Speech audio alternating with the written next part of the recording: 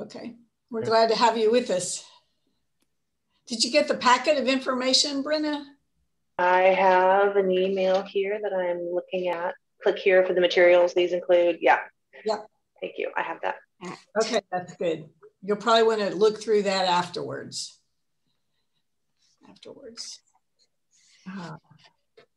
Okay. Well, thank you, Elaine, for taking notes again today. Thank you for doing such a good job on getting these down, organized in a way that we can understand it, and sending those out. We appreciate that so much. And jumping in today again, we appreciate that.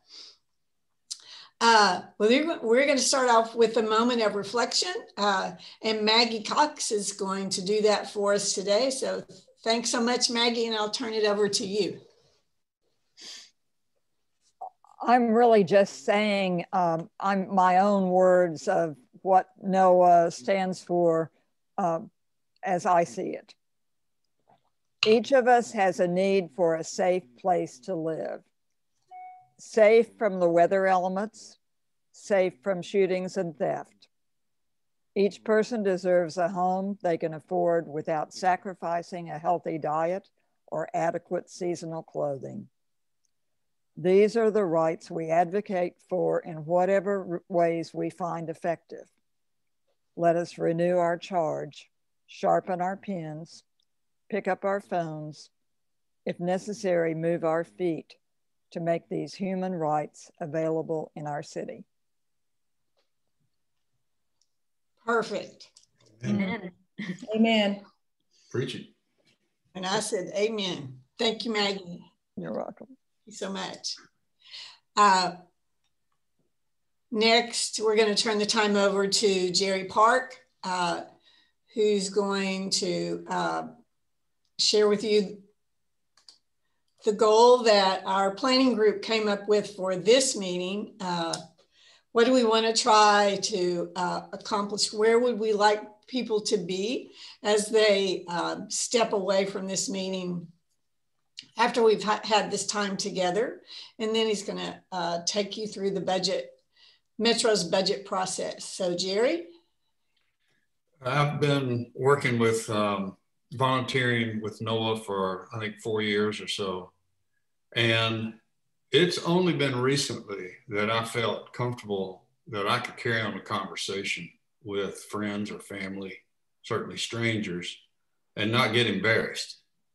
NOAA does so many things and is so involved in so many things that you got to work a little bit to stay up on what's going on so that you can honor the mission of NOAA with your own personal interaction with other people.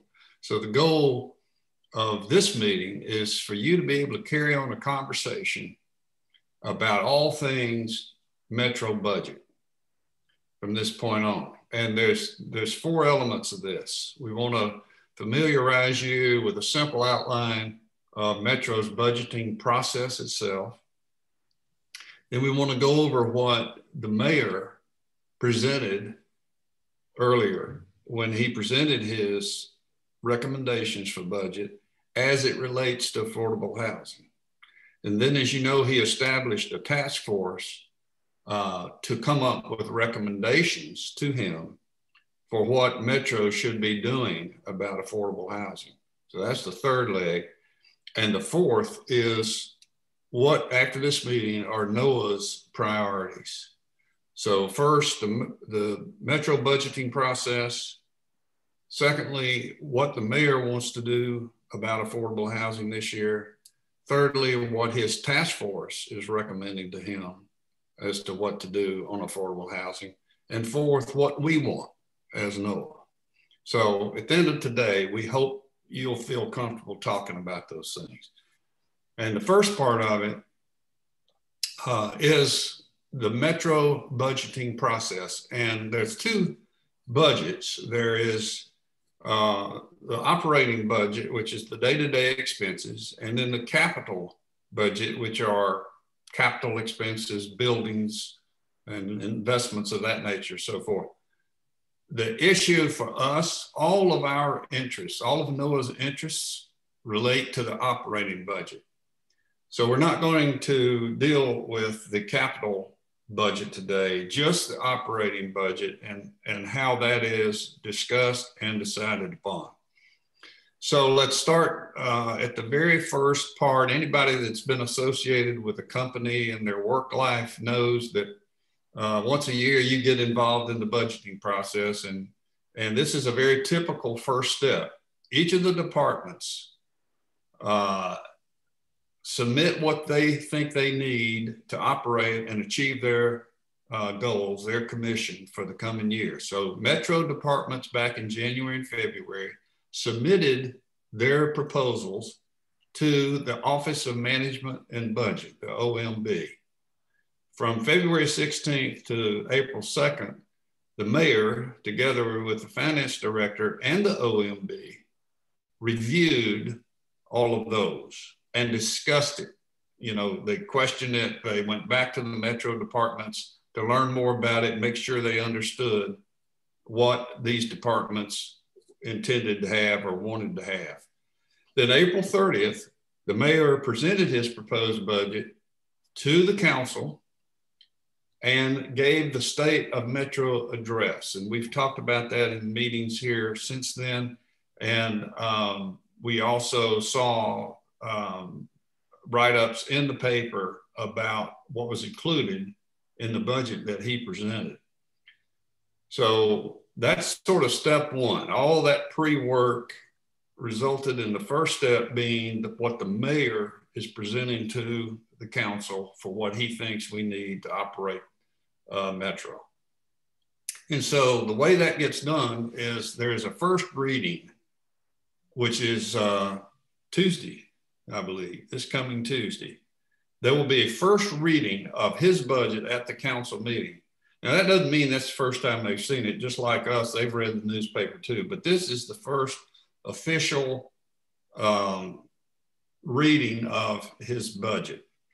Now, after that happens, then just like the mayor and his finance director and the OMB went back and forth with those departments that led up to the mayor presenting his budget. Now, that same thing will happen on the Metro Council side. And the way that happens is that the Metro Council has their own budget and finance committee, and they will begin to hold hearings. And they'll go back to these same agencies and whoever they need to get clarification on what is actually needed. And those hearings are technically public. You can attend those meetings and listen to what's going on. So they hold those hearings, and then 2 weeks later, they'll have the second reading. And again, the public can attend this meeting. And it's at this meeting that they begin to talk about the alternative budget, which is called a substitute budget, substitute operating budget that the council presents. So you got two versions of our budget as a city.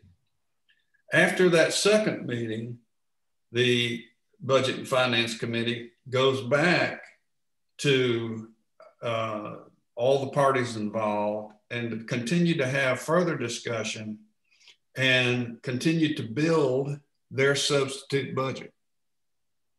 So that by June the 14th, in their regular meeting, the Budget and Finance Committee, they now come together on what their substitute budget is going to be. And so it's at the next day on the 15th that there will be the third and final reading of the mayor's budget and the reading of the substitute operating budget. So this is where it all comes to a head. Both versions of the budget, and the council votes and approves one or the other. It's likely to be the substitute budget, but we don't know that. So I think that's if you'll scroll up just a little bit, Mike. Yeah, I want to talk about amendments. The amendments can be made to the mayor's budget prior to the third and final reading And those amendments, if they are adopted, will be included in that substitute operating budget. And this is where action by us, the volunteers at NOAA, comes into play. Now that we've seen the mayor's budget, and now that we know how the budget's going to be approved and when it's going to be discussed and how changes can be made, then this is what you need to know. We can influence this. And at the end of this meeting, we'll talk about how we want to influence it and in what direction. But any questions about that? I had something I just wanted to add, and that is that at your June 1st meeting there, the second reading of the mayor's budget, that's a public hearing. So any of us can attend. I think they'll be doing it in person and online, like phone calls or something. So we can attend and speak for, I think they give you 2 minutes, maybe 3 minutes. So we could line up some of our folks for that. But June 1st is the public hearing. For Mike, if you plan to speak at this public hearing on June 1st, do you have to go through the steps to register with the council office? And what are those? Is that necessary? I don't think so. I think you just show up. I mean, we can check and make sure for people, but in the past, what they've done is just everybody lines up, you know, when we're there physically, everybody just lines up. Okay, thanks. I'm sure. Hey, Mike. Go ahead. One question is, I guess, if you're going to be there, you have to make certain you are there early because people get there very early, especially when they want to speak. Thank you. That's a very good point. And we need to be doing the same thing in terms of if people are going to be calling in.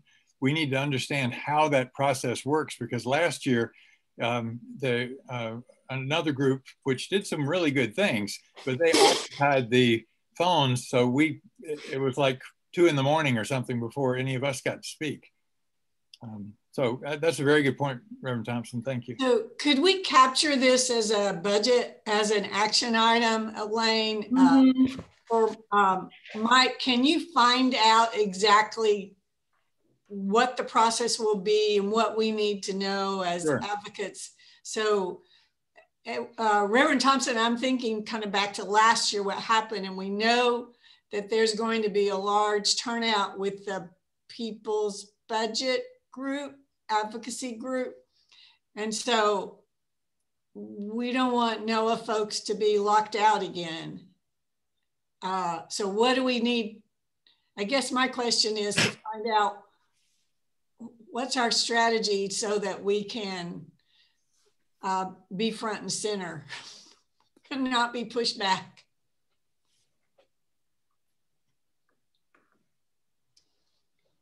I think the strategy is going to depend on the process that they use.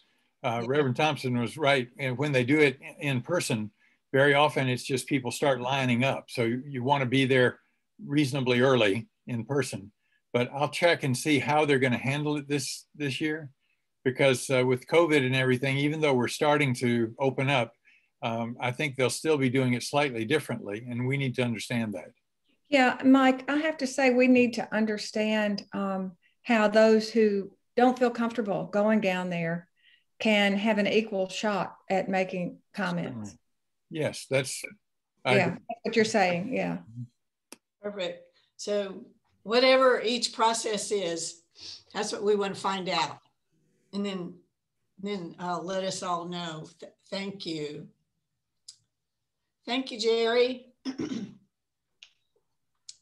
Well, next, we're going to go into an update on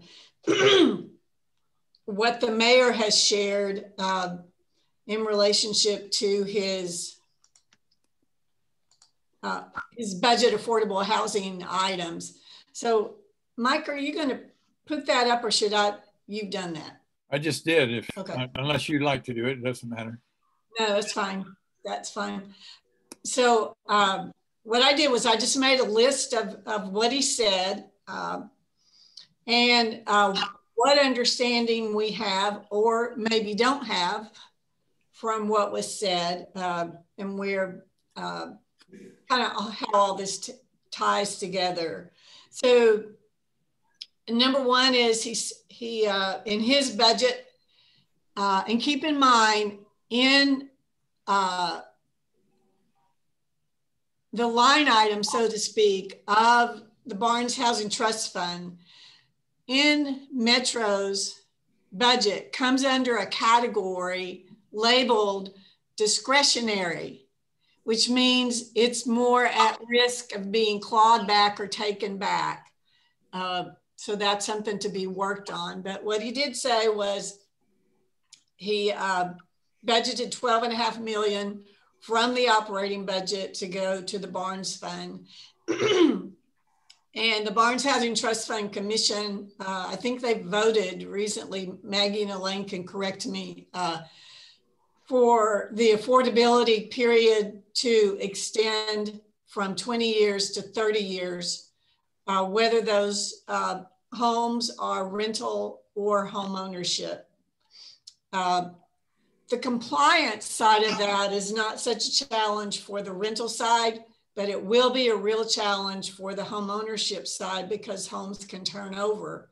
And Metro has, they've not really dug into that the way they need to yet, but that's what they've said, is that there will be legal declarations and covenants put on those properties to keep them affordable for 30 years. And then he said that of the $200+ million coming to Metro from the Biden administration American Rescue Plan, he wants to set aside 10 million of those monies if approved by the federal government. And we don't have the kind of details we would like to have yet on that and whether there's going to be much certainty around that. But that's what he said in his address. The other, and that would go into the Barnes Fund. And then an additional $10 million from the same Biden administration plan would go into what's called, it has different names, but its purpose is to buy properties that may be at risk of moving to market rate. Right now, properties that have affordable units and have affordability restrictions on them, they time out. So after a certain period of time, usually 15 and some of the newer ones 30 years, then they can be flipped. And there's exemptions and variances, and so somebody has to stay on top of that, which is hopefully what the data analysts will do. But right now, there's a way to track that, and those monies would be used to be preemptive and try to secure those properties so that you don't lose them. So that's item number 3. Item number 4 is he said he would add 2 staff. They would be housed in the planning department. He did say one would be a housing director with national level experience, and the other would be a data analyst. And then he did commit, which he does have a memory, remembers some things, that this director would lead a 10-year planning effort, and he allocated $500,000 in this year's budget for that. If you look at other cities' planning efforts, they usually take 18 months, sometimes longer. So they do take more than a year, and the budget's probably, they use outside expert organizations to come in and help do this sort of work. The next item is they would allocate a portion of the budget to be used under a new program called a pilot, payment in lieu of taxes, which basically gives developers and owners reduction of their property taxes over a period of time in exchange for providing affordable units. Right now, we do have a program that exists, but it's only for a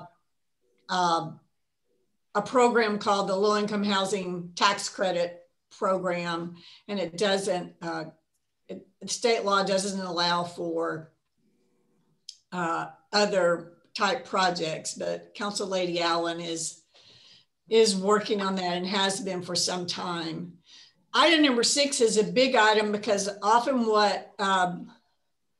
what sinks projects where there's affordable housing units is the cost of stormwater department's requirements and infrastructure upgrades that Metro wants the developers to provide. And unlike market rate, you just can't increase your prices.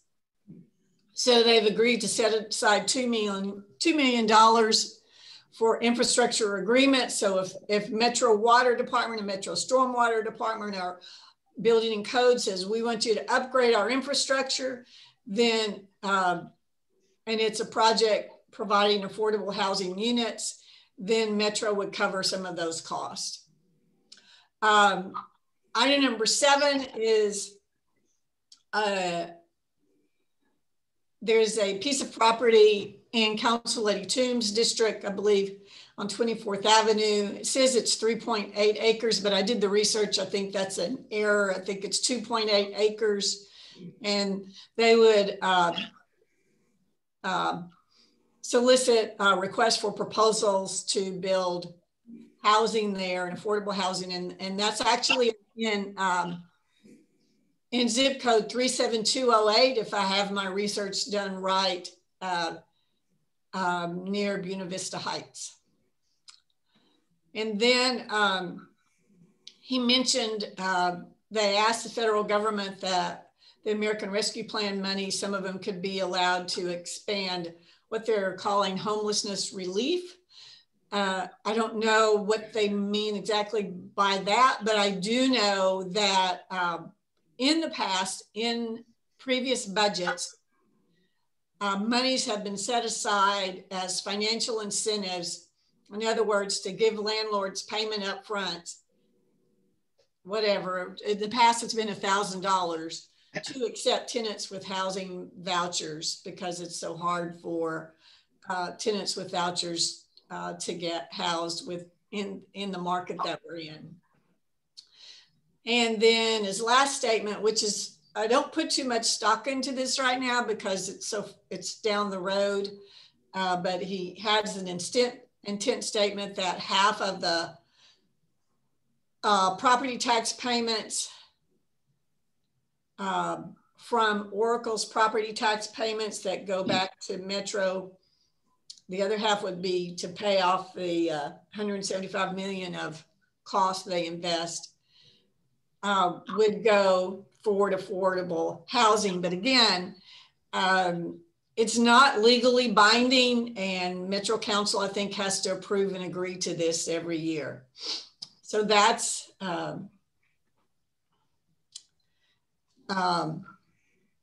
mayor's items that he spoke about in his address to Metro. And so, Maggie, I'm going to turn the time over to you. Okay, and if we can get the mic, if you can pull that screen down so that I can see everybody. So this is your turn to ask questions, and my job is just to be sure that everybody who has a question that they want to ask gets an opportunity. It would be really helpful if you went to the bottom of your screen and used the little reaction piece where you can actually raise a hand like that. But if that's something that I can see everybody this time, so if you'll just raise your hand. Irene is raising hers. Irene? And you'll need to unmute yourself. Yeah. And there you go. There you go. Okay. Okay, so if the American Rescue Plan falls through, then we're going to have a lot more problems, right? Or the problems we've already had. Okay. Well, we don't think it's fallen through, it's passed. And as I understand, monies was supposed to come to Metro's bank account as early as May 10th or something. For the first tranche of monies. Okay. Well, my other question was, because apparently I think our governor has already reneged on some of the $300 a month payments going to people. Does this money go to Metro or does it go to the state and then the governor decides? There's a bucket of money, so to speak, that comes directly to Metro from the Federal Department of Treasury. There's another bucket of money that goes to the state, and it cycles through the state. So you have to think of it in two different kind of mindsets. Okay, that's kind of where I just wondering about that money if we don't get it. Yeah. Okay. Reverend Thompson. Yes, back to your number 5 in your font. If I think it was the number 5, does that conflict with the inclusionary zoning? What's the difference? No, it doesn't. It doesn't conflict with inclusionary zoning, because the inclusionary zoning law that the state passed was directed at anything that would be done around zoning and planning. So it doesn't. This doesn't put in jeopardize. This is not jeopardized by that state law. Oh, okay. Thank you. Yeah. And Steve? Steve, you need to unmute yourself. Yeah. So I guess one question I had is, do we know, with respect to the Oracle issue, has there been any effort made to do any sort of community benefits agreement or anything similar to what was done for the stadium development in order to kind of get that stuff more in writing and you know, in a format that we can follow up and enforce? Funny that you should ask. Community benefits agreements are agreements between private parties. So as long as the government's not involved if we're doing it in Tennessee, as long as the government's not involved, then you can work those through if they're cooperating parties. So there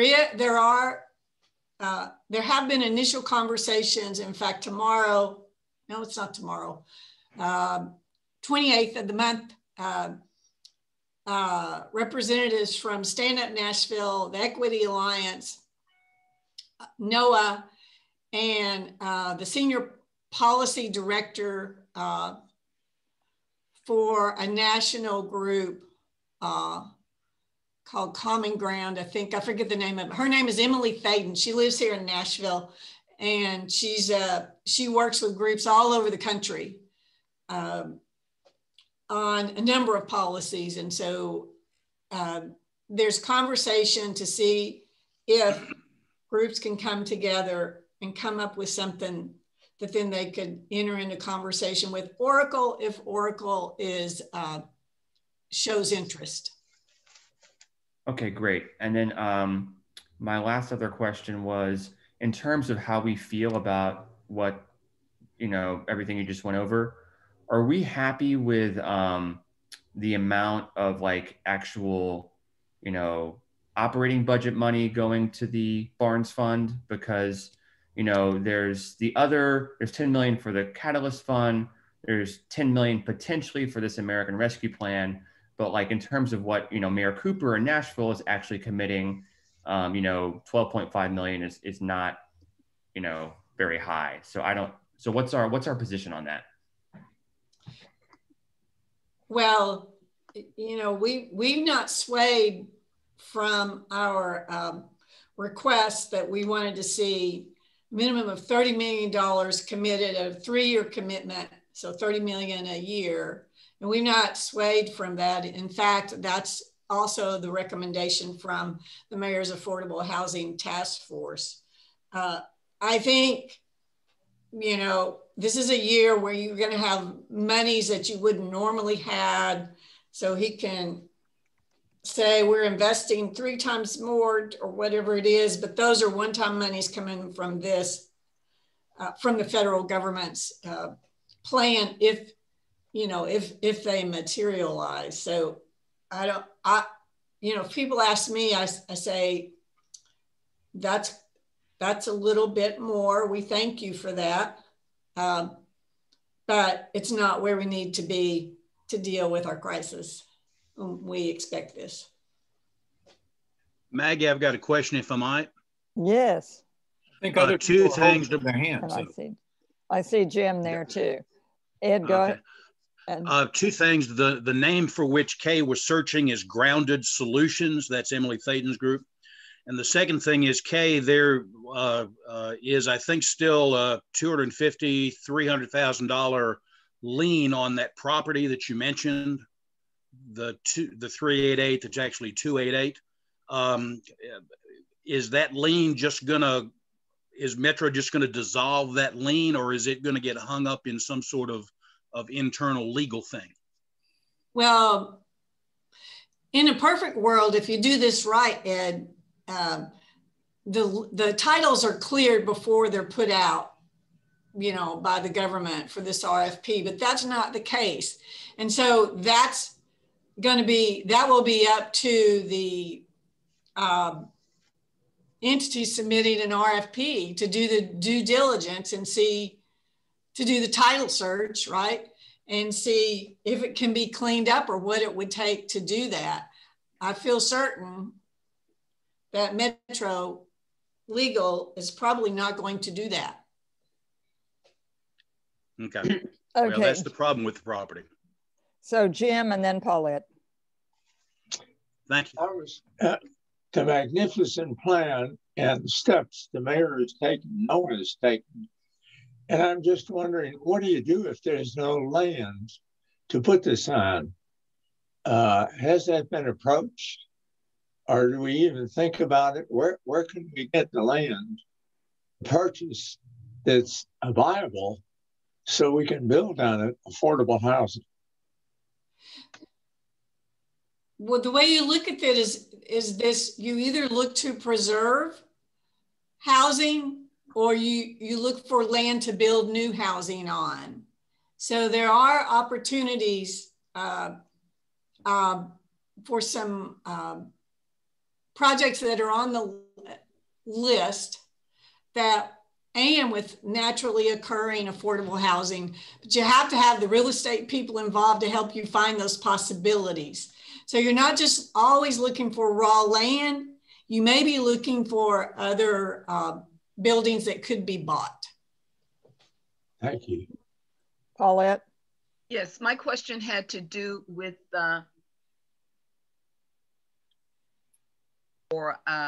developing the 10-year plan and the fact that it tends to take 18 months. I think we really, really have to advocate for a shorter period of time. Because if we think about it, we've been asking for this since the days of Mayor Megan Barry.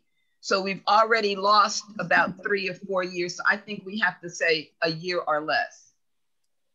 That's a good point. Yep. Avi, I'm sorry. Hi, Kay. I apologize for getting on the call late. I was on another call, but did you talk about oversight at all? And the concern that it appears in the budget, the mayor is recommending an army of people to be hired for the transportation plan, but designated one person at MDHA for oversight. I'm not quite sure I understand that at all, what that person would do.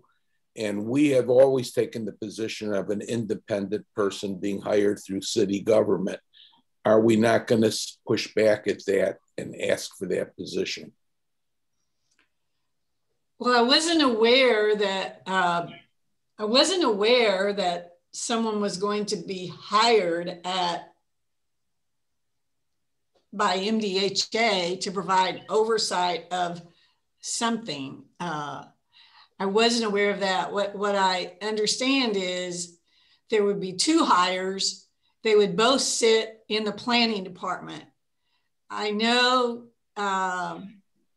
there is a whole lot of work to be done, Avi, as you might expect, to get MDHA and Metro government to work collegially and collaboratively together and figure out who's going to do what. But that's going to take some time and people investment. So Mike, did you have something you wanted to add before we close this? I had one thing I wanted to say, and that is, I hope everybody doesn't get put off by some of the technical language here. I'm going back to what Jerry was saying when we began. It's very easy to get overwhelmed by some of this stuff. So for example, does everybody know what infrastructure is? You know, yeah. It's basically sewers, streets, sidewalks, things like that, that the developers are required to put in. And that money that was set aside by Metro in the budget would help make that happen so that housing could be more affordable. But I just wanted to make sure people got their questions answered, that's all. Well, I think that we've done a good job with that for this period of time, and I think Kay is going to bring Shirley in now. Yep. So in typical NOAA fashion, there's an upcoming town hall that we've learned about that's going to public town hall on the mayor's budget. And Shirley is going to share kind of a concept of what that will look like. Shirley? Hey, Mike, do you have the chart we created at the last meeting? Okay, I'm not sure of the chart about the town hall, you mean? Right, right. I tell you what, you go ahead and talk. Okay, all right. Well, just give you a brief overview about the Metro Budget Town Hall meeting, and all of the different committees of NOAA will be participating.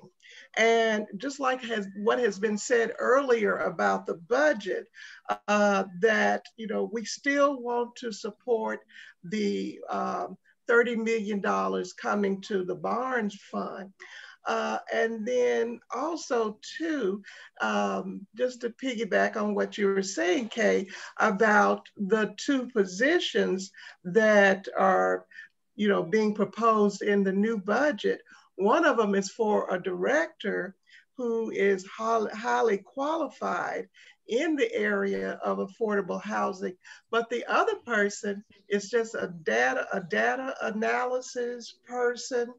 And so you'll only have this one person that, again, coming under the Metro Planning Department, that, we'll be looking, at the area of affordable housing. So that's one thing that we're going to, as an Affordable Housing Committee, talk about. The other is to what would our city look like without, the investment in affordable housing?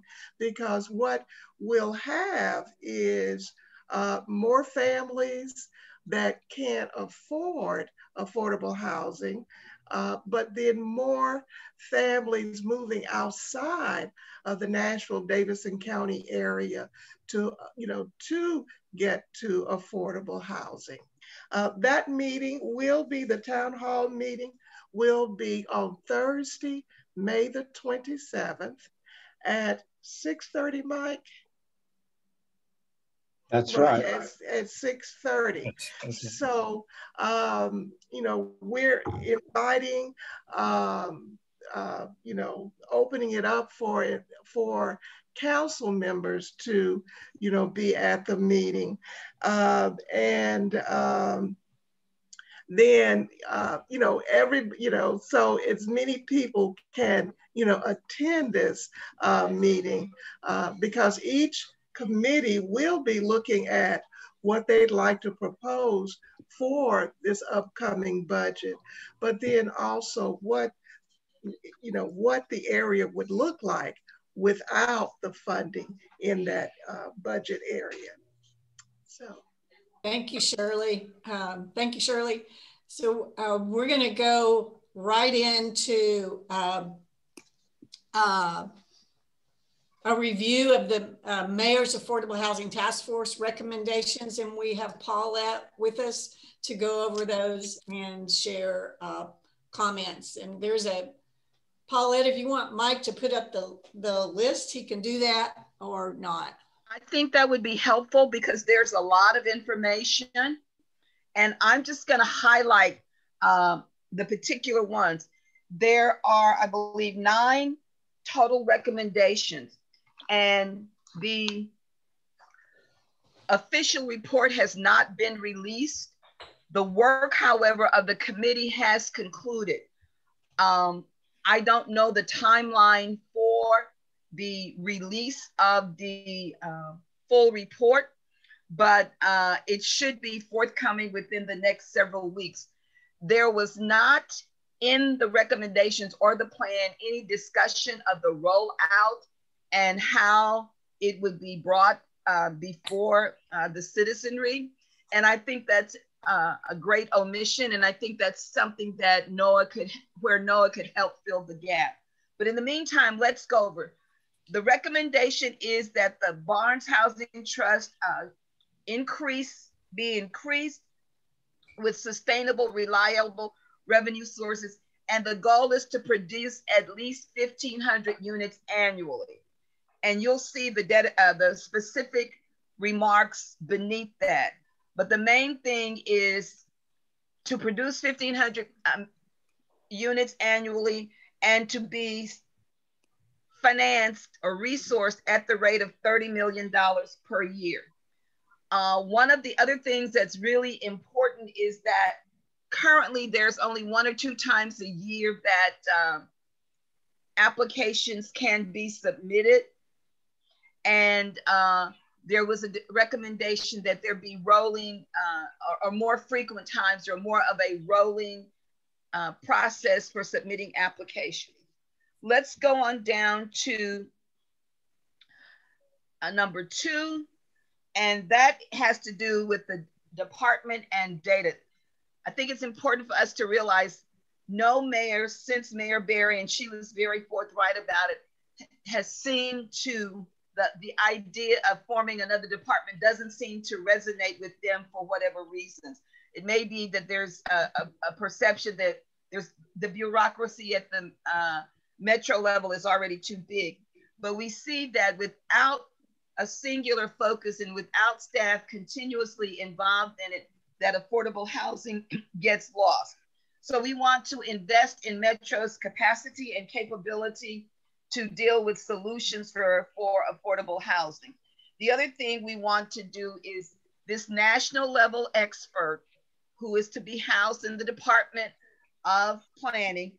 And it was also raised at the meeting that if you have a national expert with a particular emphasis reporting to the department head of planning, how is that going to work? The other thing is that if you will recall, we have had a critical lack of data. Very often we didn't know various things. We have heavily relied on Metro Social Services and their annual assessment of need. But now, and one of the things that I see is a positive outcome of the work of the Mayor's Task Force was that a current staff member of planning developed a lot of data and helped us to fill a lot of data gaps. Not all, and there is no system or ecosystem for affordable housing data, but we're much farther along now than we have been. And I also saw that as a strength of the Mayor's Affordable Housing Task Force, that you had many of the very important sectors involved, from academic to metro government to legal to finance to both for-profit and nonprofit developers. Recommendation 3 is to pursue additional revenue sources. And this one wasn't as fleshed out perhaps as it should be. And it didn't really mention a lot about philanthropy, but in many of our other cities where they've made some progress on affordable housing, the philanthropic organizations, the foundations and things of that nature have played a role. And there has been a reluctance on the part of the foundations here to be to have a really robust investment in affordable housing. There are fees that are recommended, sales tax on tourism and so forth and so on. You will recall when Nell was very active, one of the things was to get a portion of the Airbnb taxes to go to affordable housing. And that has taken place. And I think it's primarily been in the $300,000 range, but someone can correct me. The 4th recommendation is a catalyst fund. And NOAA has been talking about that for quite some time. We wanted to have resources available such that if units came on the block, or if they're limited or their financial commitment expired, that the city would have first right of refusal, or anybody who was committed to affordable housing would have that. So that is now a recommendation that we would develop this catalyst fund or early strike fund or whatever you want to call it. Recommendation 5 had to do with public land and leveraging it for underutilized lands to create housing in areas of opportunity. I think that's been discussed already, but one thing that was not brought up in the committee, and I just thought, I've been thinking about it as I've been reading the report, is we didn't look at the possibility of city-owned buildings and readapting them for affordable housing. I don't know how many there are. I don't know what condition they are in, but that has worked in some other places, the adaptive reuse of existing buildings, but that was not a recommendation. Recommendation number 6, and again, I'm not going through, the commentary. I think Mike could probably make this available. Well, I don't know what the release situation is, but we're now on recommendation 6, which has to do with state policy. And we want to identify and collaborate both regionally and statewide to build support such that we can begin to tap away at the pervasive use of preemption. And this cannot be done by Metro or NOAA or any other local group alone, because the legislature, the General Assembly, is overwhelmingly rural and overwhelmingly Republican. We're going to have to find allies. And that is a very specific orientation and a very time-consuming way to act. The other thing, and it was perhaps using sales tax exemption for procurement and construction materials. Again, these are all recommendations, and they're yet to be finalized and approved. Pilot, which is the payment in lieu of taxes, which is a very popular way of financing affordable housing in our state. The recommendation is to support the use of pilots for non-LIHTC or non-low-income housing tax credits, and to provide incentives to developers for increasing the production.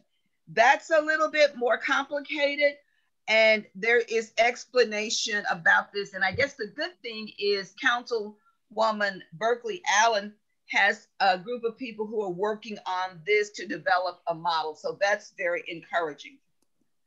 Recommendation 8 includes reducing barriers to develop strategic and new density requirements.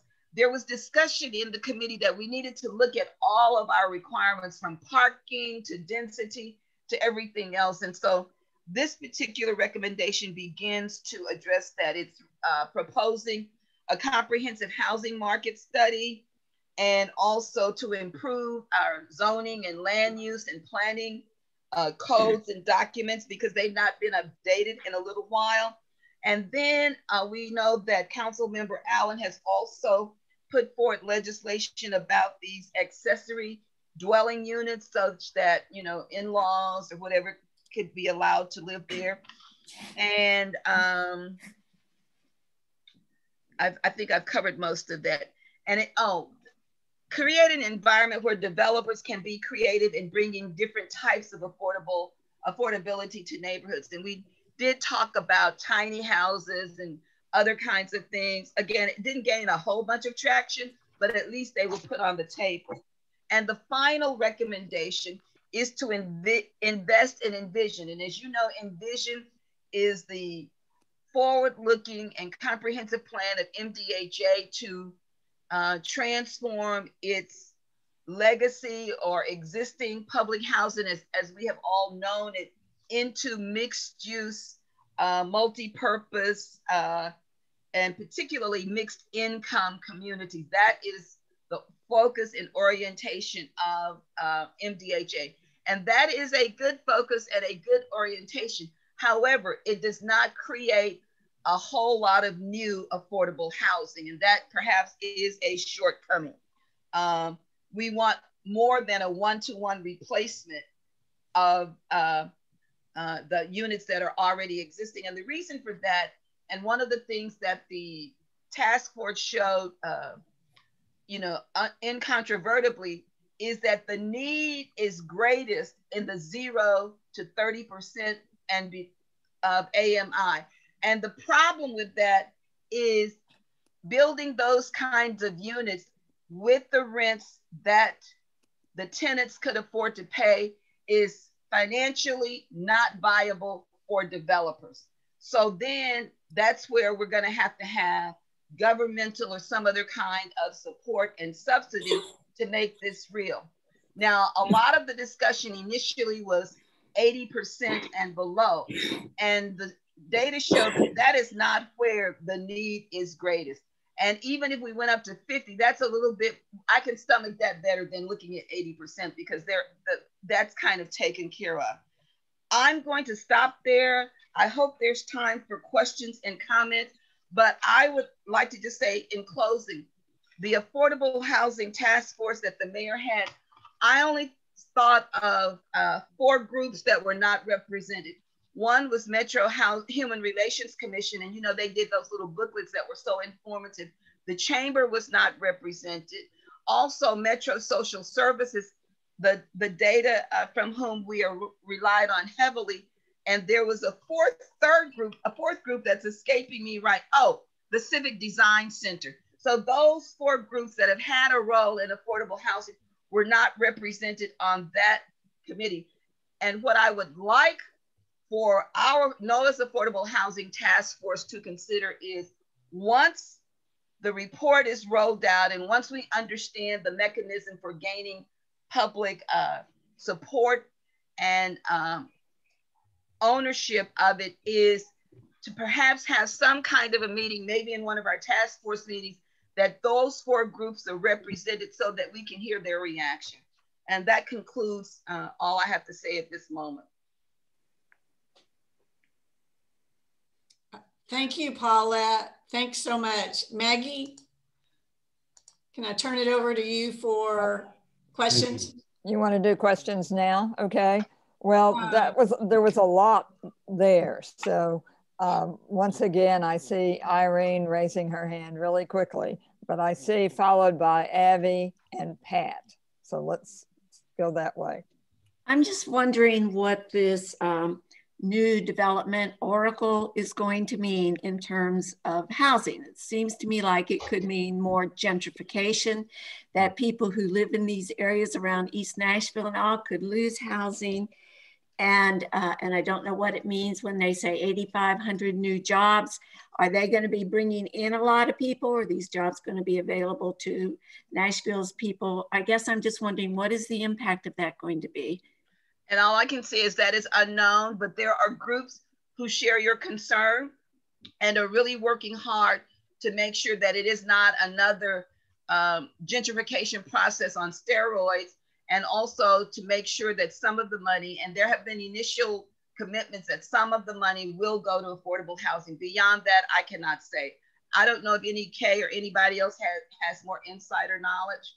I think it's something that we must watch closely and support those groups who are at the forefront of making sure that it does not displace and dislocate large numbers of people. As I heard it said, they don't want it to become another Gulch. Right. Well, and it's also, you know, not only Cowan Street, but then even more Dickerson Road. There's just going to be tremendous change again that takes place in those areas. Abby? Yeah, Paulette, maybe you and Kay could help. You know, I really don't know how Metro Planning Department functions and whether the new hire landing in that part of government is what you see as being the best place for it to land. Can you speak to that? Because I just know that we talked about an independent person that wasn't. Sure. Could you talk about that? And I'm sure Kay has something to say. I don't think that, and that was the point I was trying to raise. You've got a national housing expert who's going to report to the director of planning. That in itself doesn't make any sense and defies all kinds of HR principles and so forth and so on. I would like to see that kind of a person having the same status, the same recognition as the so-called transportation czar. It is clear that transportation is a much higher priority at this time than affordable housing. And when you think about it, they don't have NOAAs and Stand Up and all of those other kinds of things advocating for them, but it is very, very high priority. I don't know that we will lift affordable housing to that level, but our presence helps them and makes them not forget about it. So that's one response. The second is that the data analyst person, as I mentioned before, a lot of that work began by a person in the planning department. And I think that is an appropriate place for that person. And if you look at what was proposed, it was a director, the two people in the Barnes Housing Fund, and the the data analyst, data information systems person. So we were always looking at a 5 to 7 person group. So we're closer to that, but I think there are some problems inherent with a national affordable housing czar being in the planning department. So if I could just follow up, and I misspoke earlier when I said MDHA, I meant planning department, and it's largely because I don't even know exactly what the planning department does. So should one of our recommendations be that this expert be given that kind of status you described? When you say our recommendation, NOAA's recommendations or what? Yes, NOAA's. That's consistent with what we've always said. We've always said that. So should we amplify that again in this? Perhaps, again, I don't know. This thing hasn't been released. I don't know what the various official or public pronouncements will be. And I think everything is on the table that we see that can improve it. Kay, I don't know your thoughts. Yes, I think we have to be strong in our pressure for that structure, or it won't happen. Mm-hmm. You know, they'll just, you know, because of the way they're doing it now, it just, as Paulette said, it creates all sorts of problems and undermines in it. And clearly it does not show that housing has an equal priority in the administration's thinking with transportation. And so I think our next email message, phone call message, town hall message will have to continue to be, we expect this on par with the Department of Transportation that you're standing up. And, you know, this is, I think we're going to have to press for that. Because it wasn't one of our concerns that this would live through the longevity of subsequent administrations. Yes. So if that person was in a position of its own, it would have that independence to survive. There were civil servants. Well, they could be civil servants in the planning department. Yeah, that's what I was going to say. But if you bring in, as Paula said, you bring in a national expert with these credentials, which those are their words, but you don't give them position of authority. Right. That was my point. Yeah. That's my point. It doesn't work. Okay, Pat, you had a question and you'll need to unmute yourself, please. Okay, thanks. This was a lot, and maybe it covered what I'm going to say, and if it did, I'm going to read it all again. But are we addressing it in any way, or is it just kind of impossible to address privately owned affordable housing? We're talking about the gentrification process. I'm thinking about after the tornado, did we lose the affordable housing in that area because it was privately owned and people had a chance to sell it for more money? I drive occasionally through the Wedgwood, Houston area, and there's some very affordable housing in that area still that looks quite usable and doesn't need to be torn down. So do we address that anywhere, or is it just something we can't touch? No, it's not specifically addressed in the reports, but I think it's something ongoing that we as NOAA and part of our orientation to affordable housing have attempted to include. And if you look at North Nashville, and I can only speak of the area around Lee Chapel at at DB Todd and Scoville, the vast majority of those properties were rental, and many of them were not well maintained, even some of those that were Section 8. And some of the property owners are rebuilding, but a lot of them are not. And I don't know if they sold or what. So it's a dicey kind of thing. I also wanted to say that the charge of the committee was to come up with recommendations or goals that could be implemented within a 1 to 3 year period, and then those that could be implemented longer term. Okay. Thank you, Paulette. Go ahead, Kay. There's so much more work that needs to come out of this task force work. People were very invested, very committed. Thanks so very much to strong, consistent voices like Paulette's and John Dean's to press for things. And then you know how it goes. Sometimes if 1 or 2 people speak up, and also a few other people get the courage and they'll speak up too. There was deafening silence many, many, many times. And the only reason we began to get people to speak up was because the 3 of us continued to speak up. And you have to be in a certain position. Not everybody has the luxury because they have professional affiliations, or they may be saying something that cuts off funding if they're with a nonprofit. So there's a lot of concerns. It's not a criticism, it's just a reality.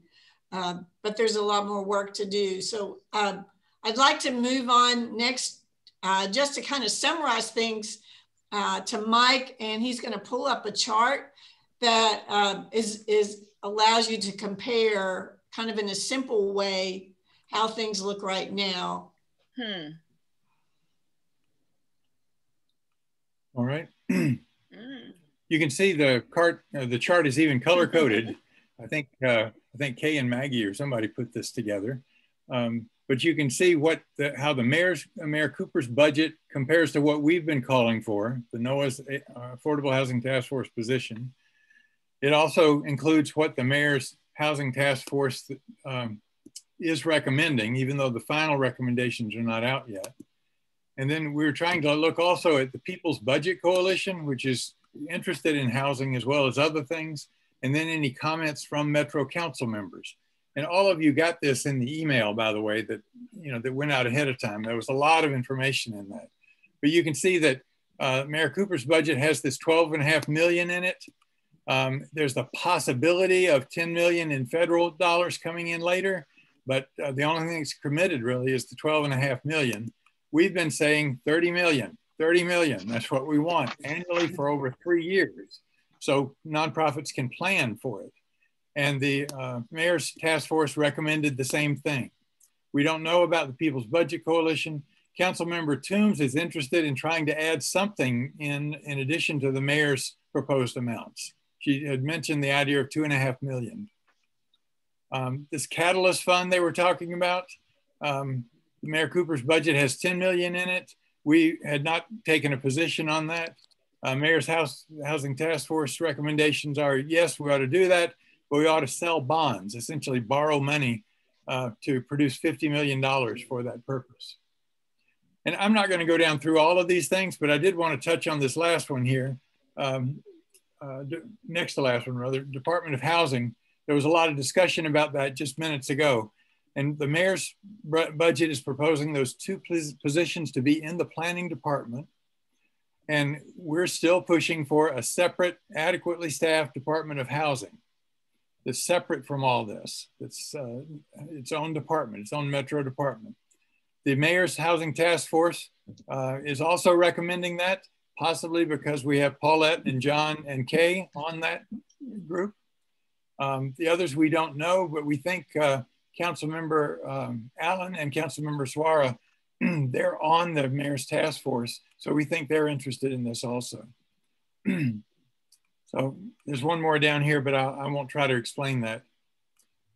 Can everybody see that okay? Mm-hmm. Yes. Yep. All right. I see Elaine. I do have a question.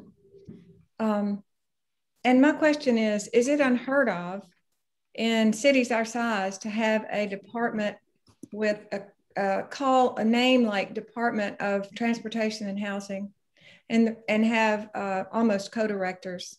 I mean, I'm looking for something that's a response to the mayor's budget that incorporates the task force's work, but that comes back and gives him a way to do something that he hasn't done yet. My other example, and that's just one question, my other example, I'm looking for action items when we go on June the 1st and try to put in our 2 cents instead of just reiterating 30 million for 3 years and separate Department of Transportation, something innovative on our part. So if you can't give us a Department of Housing, give us a Department of Transportation and Housing. The two ought to work together anyway, for Pete's sake. The second thing is, can we ask somewhere that the search committee for this new position of national experience includes at least 3 people from the task force who spent 3 months, 4 months putting together this extensive list? I'm looking for some new asks to the mayor in this process. Sorry. I think those are good recommendations, Kay, and I think that's something for the leaders of the task force to deliberate about. I think so. Nashville government, in many respects, is still trying to catch up with itself, because even if you look up the road to Louisville, Kentucky, they have had a Department of Housing for a number of years. Austin is like another planet in terms of their Department of Housing and Neighborhoods. It's very large. The city of Charlotte, I've gotten to know their director of their Department of Housing, who's given me tons of information, which I'm going to pass on, by the way, to Metro government. Here's the guide for public property disposition. Here's this guide. And they have a Department of Housing. San Antonio is a smaller city. It has a Department of Housing and Community. So we are, quite frankly, behind other peer metro areas. If we wanted to tie it to transportation, as long as that housing director, if it's a senior level director and has the same authorities, maybe that's a step. But I think your idea of proposing a couple of more, 2 or 3 more innovative methods to help us move forward does make a lot of sense. If I could just jump in real quick on that last point you made, Kay, we had a power one-on-one with Council Member Kathleen Murphy on Thursday, and she's the chair of the Planning Commission. And one thing that she brought up is that, you know, she was interested in, you know, one of the main things she said is that, you know, one of the biggest challenges they have is they don't have staff. And so they can't actually research and put together legislation. And so she had mentioned wanting to hear kind of what other cities are doing. So I think it could be really helpful. Yeah, well, no, I absolutely. But I think also it could be really helpful. I really love this this chart you put together comparing the different budgets. But if we could maybe just put together a one-pager that does something similar, that just has, you know, Nashville and then some of those other cities you mentioned, that I think that could be a really powerful way to give something to council members to get this message across. We can, and actually we had started down that path with the task force work. There was transitions. We started out with leadership under Senior Policy Director John Button, then he brought in Dia Cirillo, who's very good, and she led us through part of it. And then and Dia wanted research from peer cities, so we started gathering that. And she thought it should be in the report. And then we ended up with Hannah Davis that came back, and she didn't think, no, it didn't really need to be in there. But we have that. We have data from Austin, and we have data from Charlotte, which we could do some work on, Paulette, and probably dress that up and put it in front of the right people. Yeah, that sounds great. All of these comments to me reinforce my cry for planning some kind of meeting to educate, inform, and hopefully move to action. We've got this, but then we need to do some refinement and go to another level. So I just don't want us to abandon that. I know there's a lot on our plates, but I think this would be very, very important. I have no idea of the timing given the budget and everything else, but let's not forget it. I think that's a critical role that NOAA could play. Yeah, I think we need to keep that action item and so we don't lose it, and then be able to get to a point where we can work towards that. Thank you, Paulette. Mike? Sure. We've talked a lot about the recommendations from the task force. We've talked a lot about what was in the mayor's budget, but we keep coming back to the things that NOAA is pushing for right now. And that's the $30 million a year for the Barnes Fund and that separate Department of Housing. The mayor has actually made a beginning on both of those, but it's only a beginning, and we need more than that. So what we're suggesting is that once again, we start emailing our Metro Council members, emailing or calling. And what I'm gonna put a file in the chat if I can make my computer cooperate here.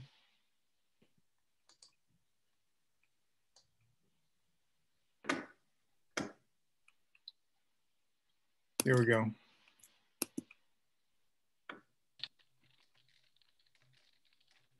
Now, if you can see this in the chat, you can double click on it and it will open.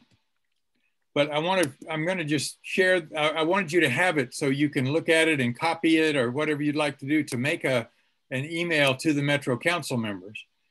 But just very quickly, this is what the file is that I just put in there. And it explains about the mayor has developed this budget, presented it to the Metro Council, and now the council needs to hear from us. So we're asking people to email all of our council members at once, using that councilmembers@nashville.gov address. We've also had the idea to, if you can, copy AHTF, which stands for what? Affordable Housing Task Force. Copy AHTF@noatn.org. And if everybody will do that, when they send messages to the council member, we can keep up with how many are being sent. So we'll have some idea of how we stand in terms of the contacts with Metro Council. And here's the body of this email. This is a sample. You can alter it or whatever you'd like to do with it. But it's the same sort of thing that we've been mentioning before. The only thing that's different is it mentions that we appreciate Mayor Cooper's, I see I have an extra apostrophe S in there. I think I need to take that out. We appreciate Mayor Cooper including the $12.5 million in the Barnes for the Barnes Fund. And that's a slight increase, but it's not enough to make a dent in the need. And the mayor's own Affordable Housing Task Force called for $30 million a year for 3 years. And it mentions again the separate Department of Affordable Housing. So it sums up, we need these two things. And we want the council to join us in creating a Nashville where we can all live. Mike, yeah. Can I make a suggestion? That word separate needs to be italicized or underlined or something, because I think he'll look at that and say, wait a minute, I'm giving you a Department of Affordable Housing. The separate is the key. All right. Thank you. So what we're suggesting is I wanted to be able to, if we had time, to just get you to go ahead and send those emails right this minute. But since we're a little short on time, maybe you could send these right after the meeting is over. And remember, you send it to councilmembers@nashville.gov. Most of you should have been able to access it by double clicking on it in the chat, but I can send it out again to everyone so you don't have to do that. I'll just send out that once again. Thank you, Mike. And I see a couple of people with questions, Maggie. You want me to? Pat and then Steve. You're muted, Pat. And after that, Irene. I'm not seeing what you said you entered in chat. And the other thing that I have not seen yet is any written information on the meeting on the 27th that I can send to people that I'm inviting. The written information about the town hall on the 27th should be coming out tomorrow, at least some of that, okay? Okay. But I didn't see what you entered into chat. So if that's you can because see you're that, on a phone. That's because I'm not on the phone, I'm on a tablet. Okay, that's because you're on a tablet, but I'll be emailing it out right after the meeting, okay? Okay, Steve? I just wanted to flag that, when we had our meeting with Councilmember Murphy, she stated that while they look at identical bulk emails they get, it really is more impactful if you can customize that message, obviously including the key points. But she says, they just, they look at them, maybe they count them, but they don't respond to them. So, it's better to just send it, right? If you don't have time, but if you have time, I think it would really make a bigger impact if you can just customize it just a little bit with your own language. And also, email directly to your council member, because that will have more impact, I believe. That's what we've been told before, is that very often when something goes to this address, councilmembers@nashville.gov, a lot of times they don't open them up at all. They just count them and look at what the subject line says. But there's also a link in that document to help you find your own council members' contact information. And if you can email them something personal, like Steve was saying, even if it's just something very short, like I'm with Noah and I really want to see affordable housing dealt with, give us these two things. It doesn't have to be long and involved, just something that's directly to your council member. That does have an impact. And Irene, I think you had something you wanted to say. Yeah, and it was partly related to the hearing on the 27th, but I think it's my understanding we're talking about it as a moral budget, correct? Yes. Okay, I don't exactly know what's going to happen in that hearing, but I've talked to people, in the book club that I'm in about possibly joining that meeting. And I just think that whole, just the phrase moral budget and just the reality that housing is a moral issue is critical. And I just wondered also, when you have the meeting on the 27th, will part of that include what we've been talking about in terms of housing?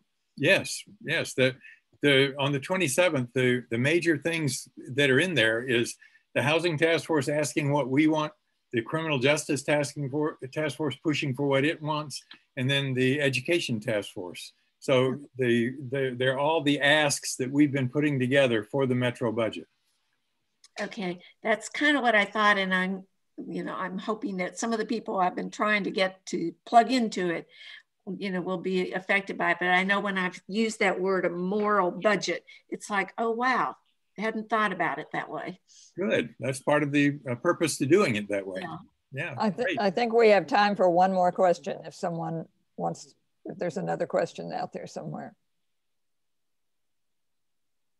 Okay. Thank you, Maggie. If we can move on, Elaine, how you doing on those captured action items?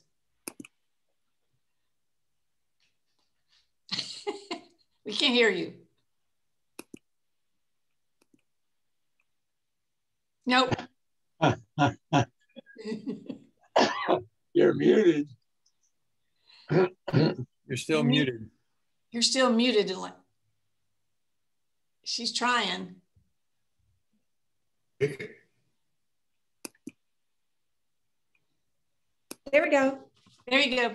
I'm sorry, I lost the whole screen looks different. I'll just tell you that. But the action items, number one, is to understand the process of advocating for us at the June 1 public hearing. We don't want to be locked out of that discussion. And I think, Mike, you're going to help us get a full understanding. And I would presume that at the May 27th town hall meeting, we will be instructed further about how to be advocates on the June 1st public hearing. Yes. Is that a good assumption? I think that's a very good assumption. Okay, and the second thing I have written down is that once the task force that Paulette and John and Kay were on, the report is officially rolled out, we will take that report, get it to the 4 groups at a minimum that Paulette said were not included, and solicit their responses and tips. And the third action item will be a comparison sheet somehow that Paulette and Kay can draw together on cities that are leading Nashville in the housing arena. And I think we need to use that for strong pressure, and we need, along with that, an action plan of how to make that kind of scare Nashville into catching up and not being behind.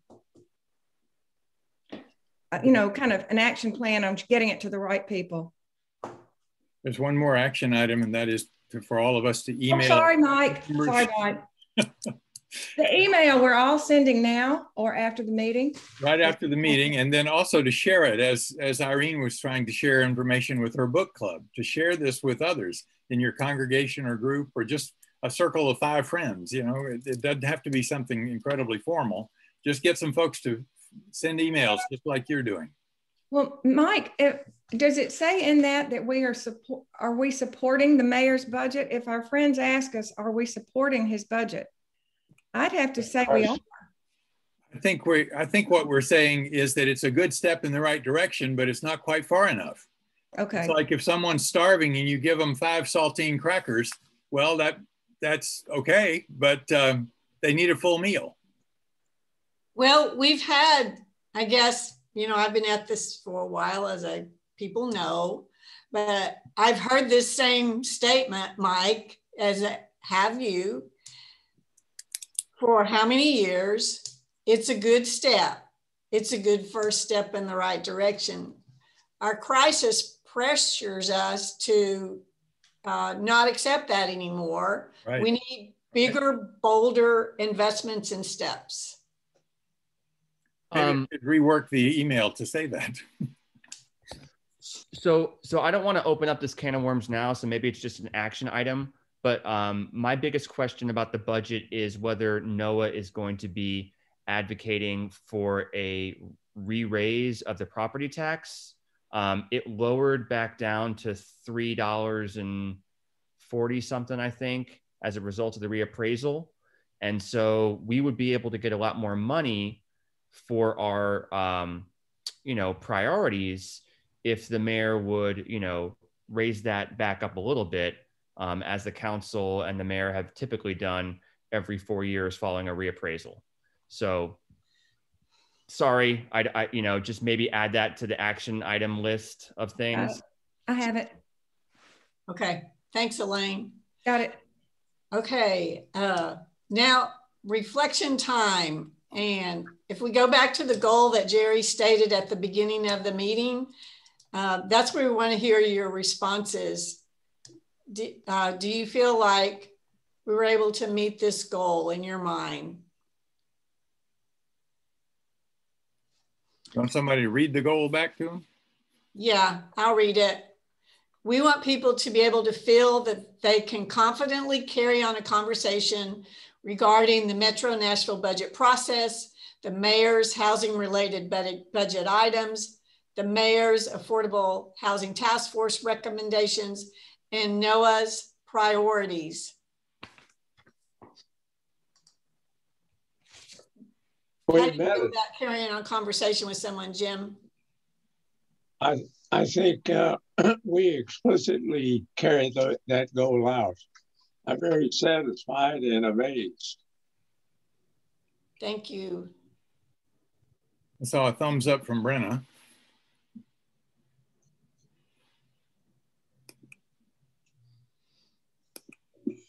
We know we're not going to hit perfection on earth, but if we can get close. I feel for myself, because I've kind of been in and out of the picture so much this year, that it was very helpful to me. And I feel like I still have a lot more to learn, but I think I can articulate a bit better what's going on and what we're about. Well, this is leading us right into the evaluation, I think. But before we get there, anybody else want to say something about whether we achieved our goal? Got some people putting stuff in the chat. That's a good way to do it. Or you can also just speak out. Steve says, still not fully confident, but a lot closer. Brenna says, I feel very educated. Sandra Lee says, I feel informed. Carlene says, the handouts were great. Steve also says, this was really fantastic, helpful information. Thanks to everyone who put it together. Anybody else want to chime in? Well, let's do our evaluation. It looks like we're going to run a couple of minutes over, but only a couple of minutes. Put in the chat the feeling that you're having as you're leaving this meeting. What feeling are you having? This is not a chance to give us a paragraph on how we should have done something better. That comes later. But just your feeling, what are you feeling like? Focused. Carlene says focused. Jerry says urgent. Reverend Thompson says informed and encouraged. Avi says organized. Haley says urgent. Prepared from Sandra. Informed, motivated. Helpful info, better informed, more informed. Okay. All right, anybody else? Two people said urgent. Haley, why did you say urgent? Because am I unmuted? Yeah, there you go. Okay, perfect. Just because this is just such a pressing issue and we're up against time constraints. Okay, good. Jerry, how about you? Why did you say urgent? Well, it goes back to what Kay was saying a minute ago. We've been pleading for years. And on the one hand, we're getting a little bit of action, but yet another year is getting ready to go by. Another opportunity to make a difference. And we have got to close this deal. And we've got weeks to do it, not a lot of time. Okay, good. The second part of our evaluation is performance. How did we do in this meeting? And you've answered part of that. We seem to have achieved the goal that we said. How did our folks do that ran the meeting? First off, how did Maggie do on that reflection to get us going? What do y'all think? I'm good. All right, good, good. How did Jerry do in stating the goal and then also in presenting the budget process? Great. Excellent. Yeah, feel free to unmute at this point and just, just say what you're thinking. Carlene says she likes Maggie calling on people. So it's good to have a process czar, all right, that can keep us going, okay? Anybody else about the way the meeting went? How about Kay giving the update on the housing related budget items? Helpful. Helpful. A lot of work. It was a lot of work. That's true. How about Shirley giving us the information on the NOAA town hall that we're going to have on the 27th? I was very pleased she was able to do that without the document she wanted because I had trouble finding it. But I thought she did great myself. All right. Appreciate the work. Yes. Thank you, Grace. Thank you for Mike, one thing on process, and that is that so often, because we have so many things on our agenda, we often are rushed to really explore something in depth, or we get the ball to the 20-yard line, but can't really move it beyond. And today, because we had a more limited, more focused agenda, we were able to talk about things in more depth than sometimes we're able to. And I think that helps what we're doing. Good. I saw some people say that it helped to have the printed information ahead of time too. Yes. Thank you for that. How did Paulette do outlining our the mayor's task force recommendations? Excellent. As usual. As usual. And then I've heard several people say it was helpful to have that summary table. I'm honestly not sure who put that together. I think it was Kay and Maggie. Indy and I worked on it. Okay, okay. All right. Well, the last thing, next to last thing in our evaluation is tension. And where was tension in this meeting today? We want some tension, so we leave this doing something. Meeting our deadlines. Meeting our deadlines, yeah. I mean, we have some deadlines. Our projected times. Right, right. My brain keeping up with what was being presented. Right, okay. Processing and then going on, yeah. All right, now Avi says pushing us to an action step, action step. 10 pounds of work to do, 1 pound of time to do it in. Okay. All right, there is some tension around that. But, one thing that Kay said is that we've plowed this ground before, right? And we've taken the first step before, mm-hmm. And it's time for second and third steps. And there's some tension in terms of we've done it, and it's nice to have a report to which to react, where we can do those second and third steps that Kay mentioned. All right. The fourth piece in our evaluation is political learning. And as you know, that's not about voting. It's about how NOAA works in the city. And I was thinking about where we are. To start with, we've had meetings with the mayor a number of different times. We met with him last October along with 700 people virtually. And we pressed him about, we want a housing task force to come up with a plan, to come up with some critical things. And we want NOAA on it. So he established a task force, and we had three of our NOAA members are on it. And they've done incredible work that you've heard about just now. We've had meetings with the mayor. There were 15 of us that met with the mayor individually about housing and about education and about criminal justice, trying to make sure that he put some things in his budget. So we were pushing for him again.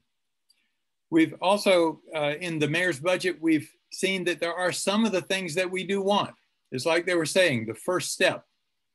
But I think the political learning for me is that persistence is what makes it work. We've gotten this far, but it's time to really pull the trigger and put a full court press on and get what we need in terms of housing. We've gotten a little dribs and drabs here. And if we can really press the Metro Council the way that we're talking about, all of the council members know that NOAA can turn out people, that we can generate emails, but that's what we need to do. We need to be looking at this as the first step has been taken, but we've got to get to the top of the staircase on this one. So that would be the political learning that I would have. Kay or anybody else? I don't think I could say it any better. We're trying to get to the top of the stairs, and we've been walking with 10 pounds of mud on our shoes with the steps that have been taken. We just, it just feels very heavy sometimes, but we must push. And I think my message that I will send out is going to not include the phrase political will, but include the word courage. We need courageous public elected officials. We need courage now to do these things that have to be done to address and keep people from dying, and keep our kids from flipping between hotels or shelters. We need courageous leaders to speak to that, to help us move forward. I will be sending out that email to all of you so that you can take action on it. It will probably be a little later tonight, so don't get disappointed if you don't see it in 5 minutes. Well, thanks everybody. Thanks for hanging with us as we ran over a little bit. Reverend Thompson, we had so much to cover. We apologize for running over. Thank you to everyone who helped pull this together, for Maggie facilitating and keeping us moving. It takes a village to get this work done, and I appreciate all of you so very much. Thank you very much. Okay. Thank you. See you soon. Okay. Thank you, Lane. Okay. Thank you. It's Maggie.